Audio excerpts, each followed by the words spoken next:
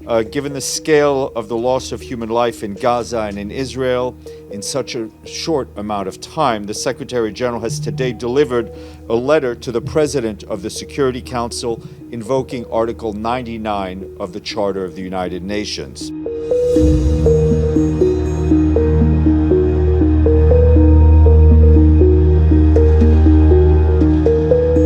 Article 99 states, and I quote, that the Secretary General may bring to the attention of the Security Council any matter in his opinion that may threaten the maintenance of international peace and security.